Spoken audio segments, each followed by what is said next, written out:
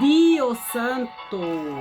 Dio Santo. Deus é santo. Deus é Kadosh. Olá, sejam muito bem-vindos ao canal Bíblia com Francisca. Eu sou Francisca Grentia e você aterrissou aqui de paraquedas? Então, olha só, eu te convido a inscrever-se neste canal, porque ele é um tesouro do eterno para as nossas vidas. Aqui você se diverte com algumas histórias, você ouve as narrativas bíblicas e aproveita, ativa o sininho das notificações para que você possa receber mais conteúdos maravilhosos como este que eu vou ler agora para vocês. Isso, vai lá. Gente, não tá tão calor aí, não? Tem dias que tá calor, tem dias que faz frio, né, aqui. O que se pode fazer? A gente vai mudando as nossas roupas de acordo com o tempo, né, a temperatura. Então, é isso. É isso. Tudo bem com vocês?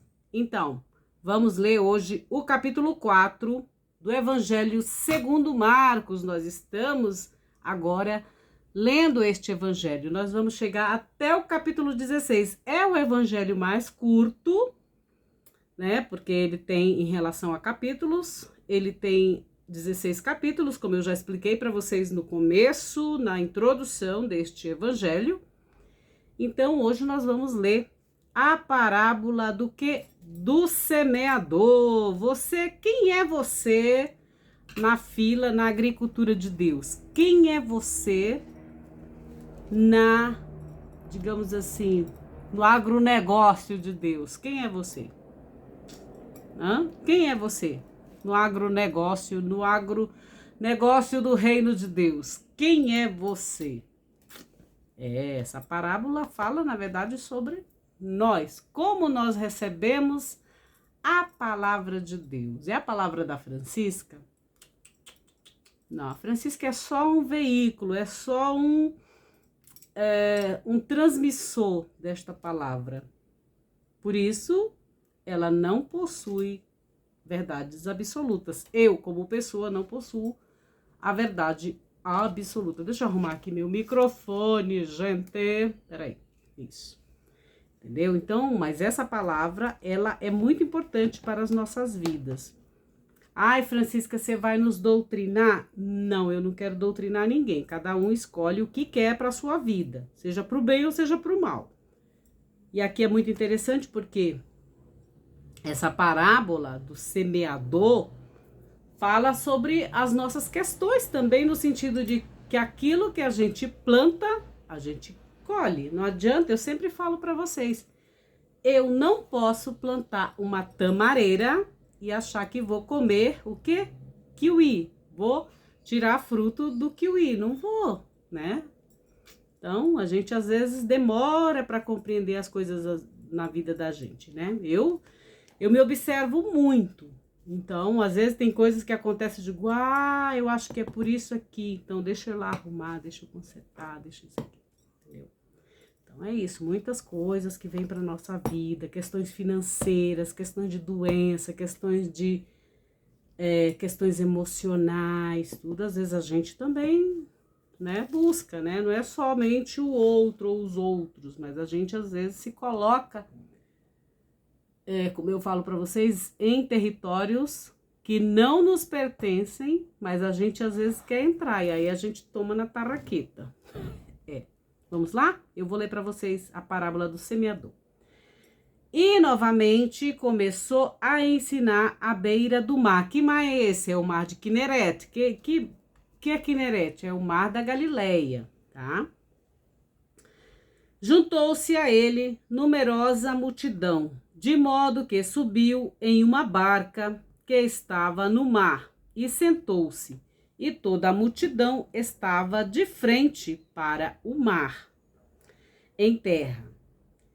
E com parábolas ensinava-lhes muitas coisas e dizia-lhes em seu ensino: Ouve, eis que um semeador saiu a semear. E aconteceu, no semear, que parte caiu à beira do caminho, e vieram as aves e devoraram-na. Depois vocês vão saber o que significa essas aves, tá? Essas aves, né? Quem são essas aves? E devoraram-na. Outra caiu sobre o terreno pedregoso, onde não há muita terra, e logo cresceu, por não ter terra profunda. Mas, quando saiu o sol, queimou-se, e por não ter raiz, secou. Outra parte caiu entre os espinhos, cresceram os espinhos e sufocaram-na, e não deu fruto.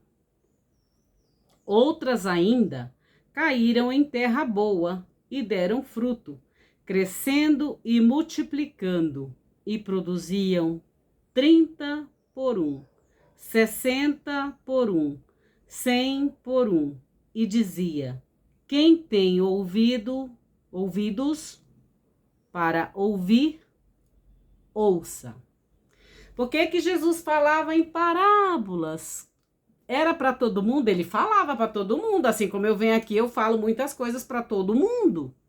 E do mundo inteiro, como vocês têm visto aí. Todos entendem? Todos compreendem? Não. Vai ter pessoas que vão compreender o que se trata aqui, outras vão filosofar, outras vão espiritualizar, outras vão, enfim, dizer que isso aqui não presta, que isso aqui é bobagem. Outras vão pegar para si e vão dizer: não, peraí, eu vou aplicar isso aqui, que aonde que eu tô? Quem é que, aonde eu estou aí nessa história, né? E vai, com certeza, aqui fazer isso aqui, ó. Vai produzir 30 por 1, 60 por 1, 100 por 1 e por aí vai, né? Vou ler a outra parte. Vou primeiro explicar essa questão dessa parábola que está no capítulo 1, no versículo 1. Deixa eu ver aqui. 4:1, onde que tá? Aqui.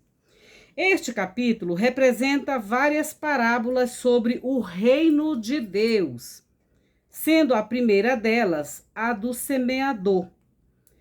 Nessa primeira parte, quando a parábola é contada, a ênfase é colocada o que? Na figura do semeador. Em sua generosidade, quem é o semeador aqui? É o próprio Deus, é Jesus também, né? Como filho de Deus. É Deus, Deus é o grande agricultor do universo, tá, gente? Então, olha só. A ênfase é colocada na figura do semeador. Em sua generosidade, ele lança a semente em todo tipo de terreno, tá?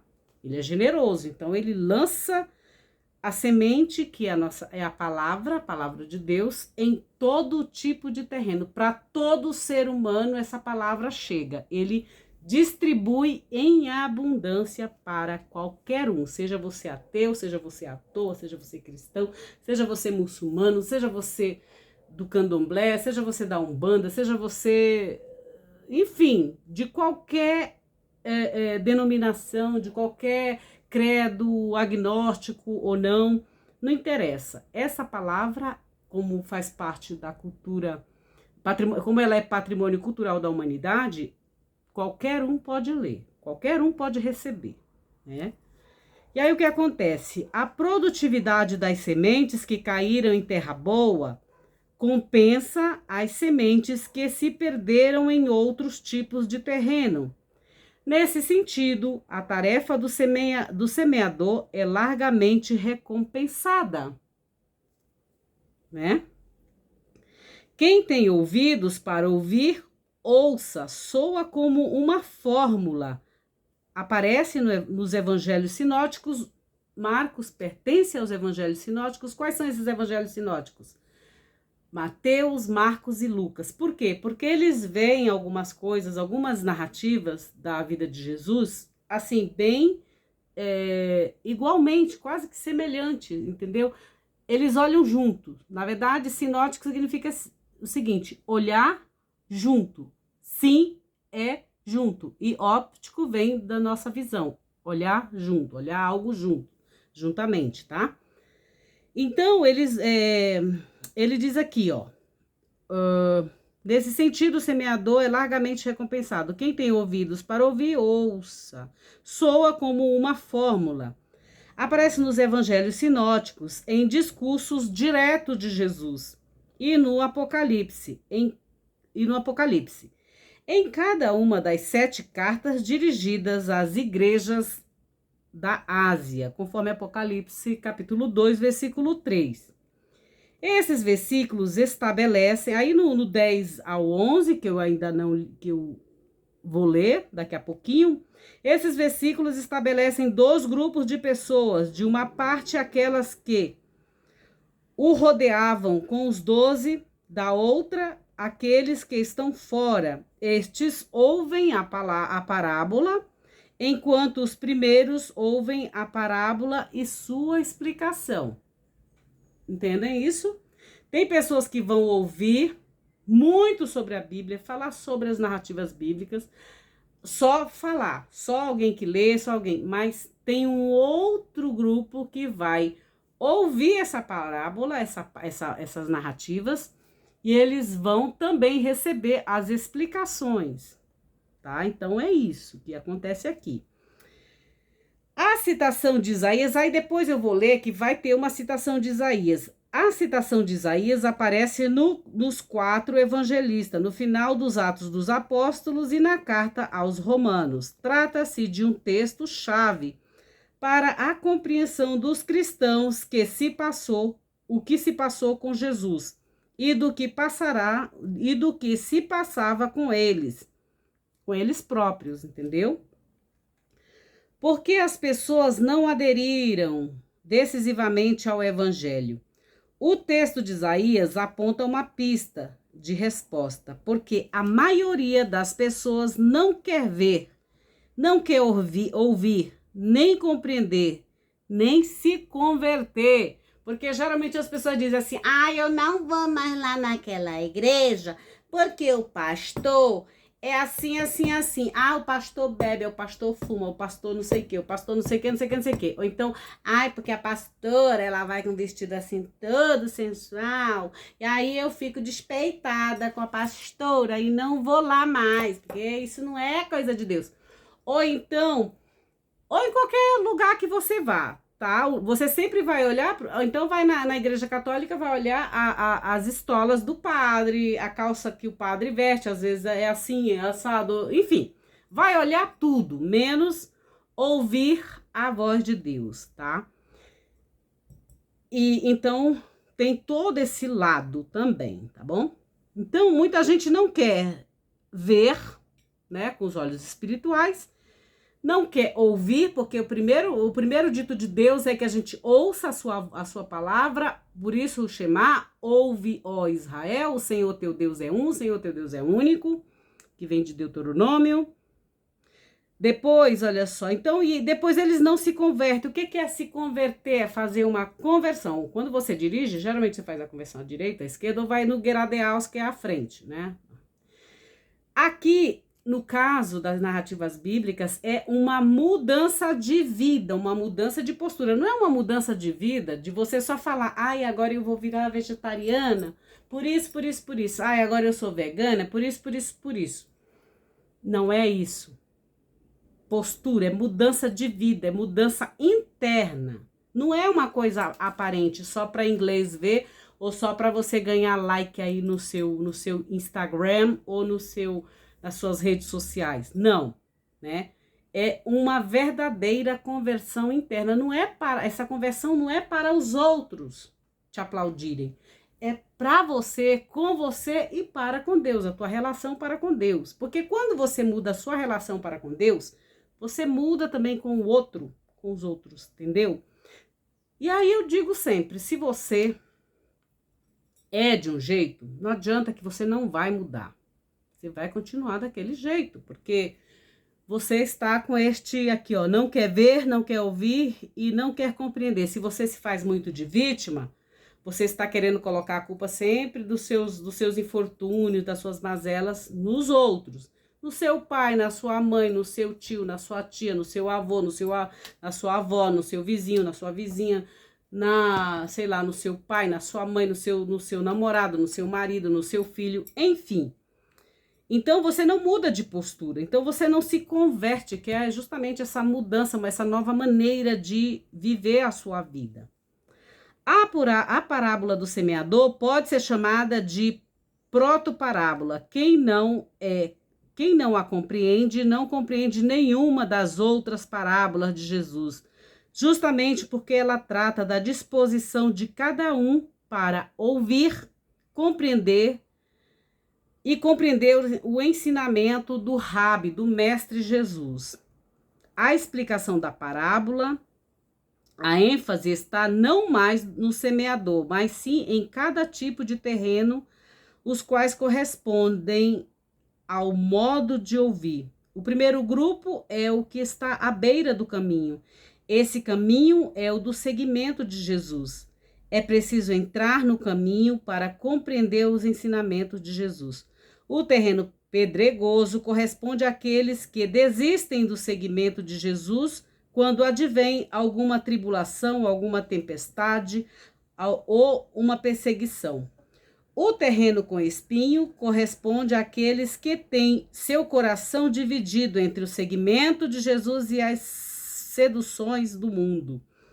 A terra boa corresponde àqueles que acolhem a palavra e, por isso, produzem muitos frutos no seguimento de Jesus. Marcos reúne esses versículos vários diretos de Jesus. São abundantes os textos paralelos e que mostra que esses ditos foram inseridos por Mateus e Lucas em diversas outras passagens. Por isso, sinóticos, tá? Agora eu vou dar continuidade ao que eu estava lendo para vocês. Então, ele diz assim, e dizia, quem tem ouvidos espirituais, não é esse nosso ouvido não é, sabe? Quem tem ouvidos para ouvir, ouça, né? Então, agora, ó, o ministério do reino de Deus dado em parábolas. Quando aconteceu de estarem a sós, os que o rodeavam com os 12 perguntaram-lhe sobre as parábolas e dizia-lhes, abre aspas, a vós foi dado o mistério do reino de Deus. Aqueles, porém, que estão fora de tudo, ocorre em parábolas, a fim de que, vejam, mas não enxerguem, e ouvindo, ouçam, mas não compreendam, para que não tornem e lhes seja perdoados. Ou seja, nem todo mundo vai ouvir e será perdoado, entendeu? Aqui é uma coisa bem clara, ó. Vejam, mas não enxerguem. E ouvindo, ouçam, mas não compreendam, para que não retornem e lhes seja perdoado. Vamos lá, agora a explicação da parábola do semeador. E disse-lhes, se não compreendeis esta parábola, como podereis entender todas as outras? O semeador semeia a palavra. Estes são os que estão à beira do caminho, onde é semeada a palavra. Logo que ouvem, vem o quê? Que ele tinha falado lá, as aves. Quem são as aves? É Satanás. Satanás é aquele acusador que fica te acusando de que, não, mas você é pecador, não, mas que você não presta, não, você é vagabundo, não, você é vagabunda. Como que você prega a palavra de Deus, mas você é vagabunda, você é vagabundo, você é isso, você é aquilo. Então, e aí você fica na dúvida, e aí você fecha canal, você fecha um monte de coisa, pra quê? Porque Satanás manda os seus auxiliares, as suas aves de rapina, né, as suas aves, para proferirem palavras para você, porque as palavras também vêm pelo ar, entendeu? Então, olha só, quem são essas aves? Satanás, olha só. A palavra eles logo ouvem, vem Satanás e arranca a palavra nelas semeadas. Por quê? Você está ali ouvindo aquela palavra de Deus, não importa onde você está ouvindo. Aí vem alguém e diz assim, não, mas você é vagabunda. Imagina que você vai pregar a palavra de Deus, você vai falar sobre a palavra de Deus, vai lançar a palavra de Deus, né? Então, se você tiver uma mente fraca, você vai deixar Satanás entrar e arrancar essa palavra de Deus que foi semeada no seu coração. Você estudou para transmitir, você estudou tal coisa, né, para isso. E aí Satanás vai sempre vir dizer, você não é isso. Primeira coisa que ele vai fazer é mexer com a tua identidade de filho de Deus, vem mexer com a tua capacidade, se você é capaz de exercer aquela função, de exercer algo na tua vida, tá? Então é isso. E ele vem e arranca, né? Às vezes é um sonho que você tem, enfim. Já di logo, não vai dar certo, né? Então tem que ter atenção com essas coisas. Então, ele vem e arranca a palavra semeada neles. Estes são os semeados em terreno pedregoso. Quando ouvem a palavra, logo a recebem com alegria.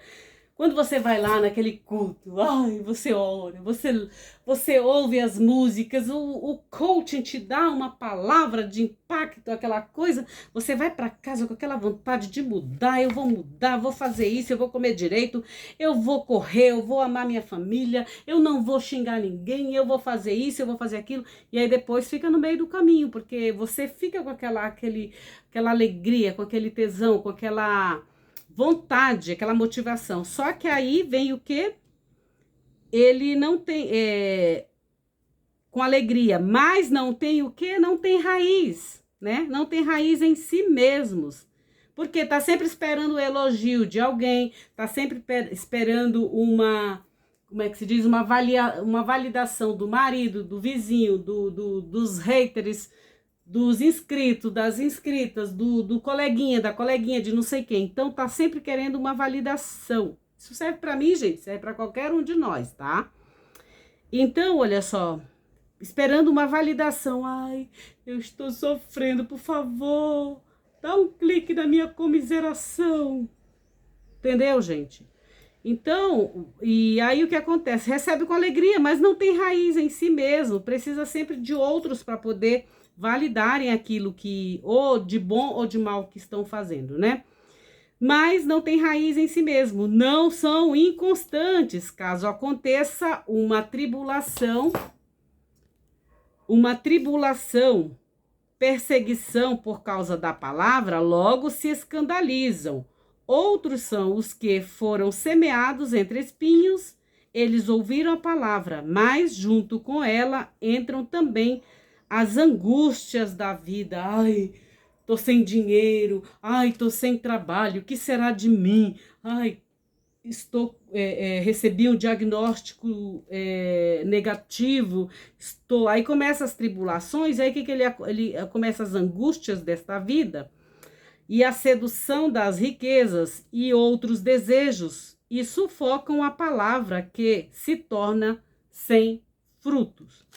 Enfim, estes são os que foram semeados em terra boa, aqueles que ouvem a palavra e acolhem e produzem frutos, 30 por 1, 60 por 1, 100 por 1 também. Isso pode ser levado em consideração em relação a juros, tá, gente? Alegria da lâmpada e a medida. E dizia-lhes, acaso se traz a lâmpada para que seja colocada sobre o cesto ou sobre o leito, ou seja, debaixo da cama? A luz de Deus, gente, tem que brilhar na nossa vida, tem que brilhar diante dos homens e não ficar com aquela coisa escurecida. Não, porque eu sou vítima, não, porque eu sou coitadinho, coitadinha, não, porque a minha vida, você não sabe como é a minha vida. Sempre aquela competição de que, ai, eu sofro muito mais do que você, ai, Gente, não é assim que Deus quer, tá bom? Não seria para ser colocada sobre o candeeiro ou no candelabro, né? Pois não há nada escondido, senão para que seja manifestado. Seja o bem ou seja o mal, vai ser sempre manifestado, tá? Tudo aquilo que a gente pensa, tudo aquilo que a gente tem ideias aqui, tudo aquilo que a gente pensa de mal, pensa de bem de alguém, ou da nossa vida mesmo, ou no nosso meio, vai ser manifestado. Como diz Kohelet, não há nada que esteja escondido, que não seja manifestado debaixo do sol. Pode passar o tempo que passar. Por isso a gente tem que ter muita atenção com o que a gente pensa, com o que a gente vive, como a gente vive. Porque eu posso chegar aqui e dizer assim, olha, gente, ai, eu sou tão justa, eu sou tão boazinha, eu sou uma mãe tão amorosa, eu sou uma mulher tão amorosa. Mas depois vocês vão ver, vão ver que não é isso. Entendeu? Como que vocês vão ver? Pelos sofrimentos que eu vou ter na minha vida, pelas dificuldades que eu vou ter na minha vida, pelos, enfim, os BOs que eu vou ter, enfim, tem um monte de coisa, gente, que o próprio Deus faz para que venha ser manifestado, para que Ele se glorifique por meio de nós, tá bom? Que a sua glória seja manifestada por meio de nós. Pois não há nada escondido, senão para que seja manifestado. Nem acontece algo oculto que não se torne manifesto. Se alguém tem ouvidos para ouvir, ouça.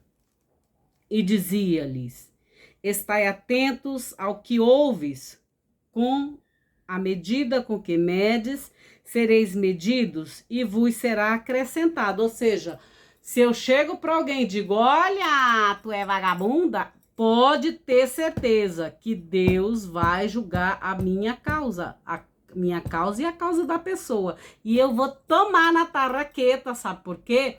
Porque eu simplesmente proferi algo que não é verdade na vida da pessoa. Entendeu? E aí o que acontece? Eu vou tomar na tarraqueta. Eu tenho até medo do que pode vir para mim. Só que como eu sou, às vezes, eu não fico atenta a isso, né? Eu nem percebo. Eu já fiquei mais esperta com isso. Em relação, por isso que eu fico quietinha. Eu tô falando algumas coisas aqui, que está aqui no texto. Eu não fico julgando, tô nem aí o que você faz da sua vida. Problema seu, por isso que eu digo sempre, vá cuidar da sua vida. Por conta disso, entendeu? Então ele diz assim, na medida que você julgar, você será julgado, né? E vos será acrescentado, ou seja, vai ser dobrado o seu sofrimento ou a sua bênção. Eu prefiro receber, às vezes, bênção do que maldição. De quem?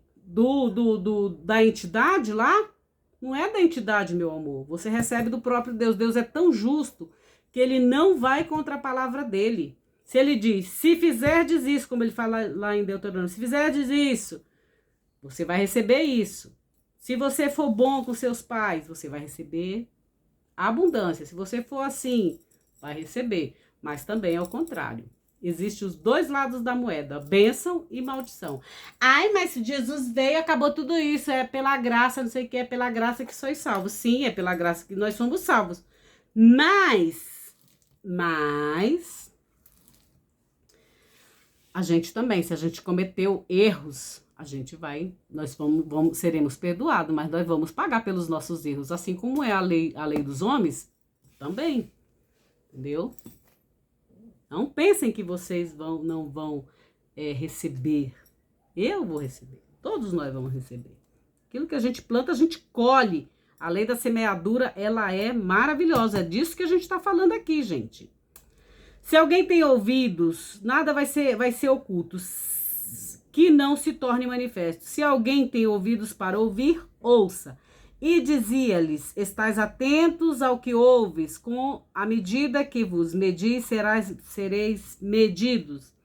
E vos será acrescentado, pois aquele que tem, lhe será dado, e aquele que não tem, mesmo o que tem, será tirado. Muitos também referem-se a, por exemplo, você vai num lugar, a pessoa falta encher o copinho dela um pouquinho, e o outro tá lá orando para que ela, né? Acredite, às vezes é tirado a sorte do outro, a bênção do outro, para ser dado a um que tá para completar a sua bênção. Por isso que muitas igrejas se reúnem muitas pessoas para pedirem. O que a igreja, geralmente as pessoas vão o quê?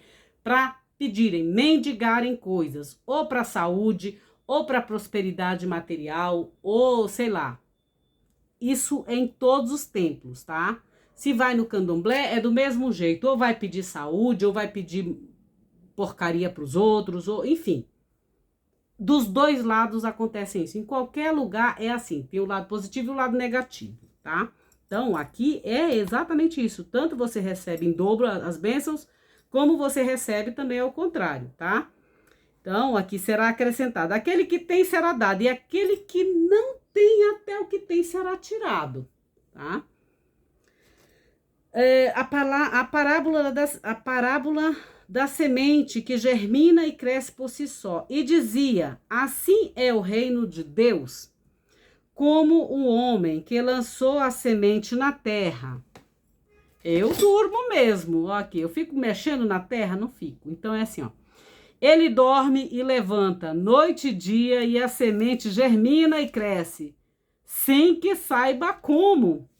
Gente, é aquela coisa, o que você planta, seja para o bem ou seja para o mal, ela vai germinar. Essa semana mesmo eu recebi testemunho de gente que, nossa, olha, muito obrigada pelos teus ensinamentos, não sei o que, foi isso que me salvou lá de ter perdido um rim, lá no Rio Grande do Sul, se eu não tivesse atenta às tuas palavras. Gente, às vezes eu nem sei do que eu falo, entendeu? Nem sei o que eu falei, nem sei em que tempo. As pessoas ficam guardando isso. E aí, às vezes, elas servem também como livramento para elas, ou bênção, ou maldição, enfim.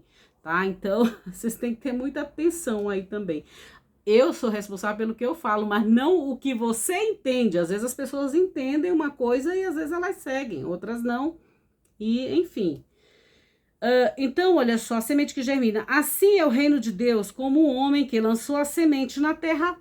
Meu filho, lança a semente e vai dormir. É o que eu faço aqui. Eu venho aqui, falo sobre os evangelhos para vocês e vou dormir. E eu ronco, gente. Eu ronco mesmo. Eu tô preocupada com o que vai acontecer? Eu não. O negócio é... A terra é de Deus. Tô nem aí. Entendeu? O campo é de Deus. Então, ele que cuide. Eu jogo a semente, ele que cuide da coisa. Ele dorme e levanta dia e noite, e a semente germina e cresce, sem que saiba como. Por si mesma a terra dá fruto. Primeiro a planta, depois a espiga, depois a espiga cheia de grão. Quando, porém, o fruto se entrega, logo envia a foice, porque é tempo de colheita. Agora, vou falar sobre o grão da mostarda. E dizia, vocês estão num campo? Vocês imaginam como é um campo? Eu acabei de voltar da Alemanha, gente, o que mais tem é campos de grãos, de plantações de girassóis, plantações de tudo que você imaginar. Tem aquelas hélices para energia eólica, eles produzem, é incrível como isso a gente consegue ver mais facilmente. No Nordeste também, né? No sul do Brasil, essas coisas todas, quando eles estão aquelas, né, as parreiras todas bonitas, te passa no trem e tá lá aquele campo verde lindo de todas as cores, todos os tons de verde, amarelinho quando tá, né, tá sendo para colheita. Nossa, coisa linda. Então, olha só, percebam que aqui é uma parábola de quem conhece a terra, quem trabalha no agronegócio conhece isso tudo aqui. E dizia, né, a parábola do grão de mostarda, e dizia, como compararemos o reino de Deus? Ou com qual parábolas a apresentaremos? É como um grão de mostarda. O grão de mostarda é um grão bem pequenininho, gente. Às vezes eu utilizo mostarda. É como um grão de mostarda. Quando é semeado na terra, é a menor de todas as sementes, e há sobre a terra.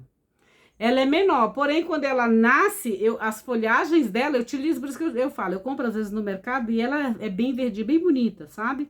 Então, eu utilizo o grão de mostarda e as folhas também dela, né? Então, é semeada e cresce, torna-se a maior de todas as hortaliças e produz longos ramos, de modo que, sob a sua sombra, as aves do céu fazem seus ninhos, ou seja, a gente diz, o sol nasce para todos, né? Mas a sombra debaixo de um sombreiro, né? São para poucos, né? Então, é interessante quando você vai para as praias em Eilat, em Enfim, nas praias aí fora, acho que aqui no Brasil é pouco, eu não consigo enxergar isso.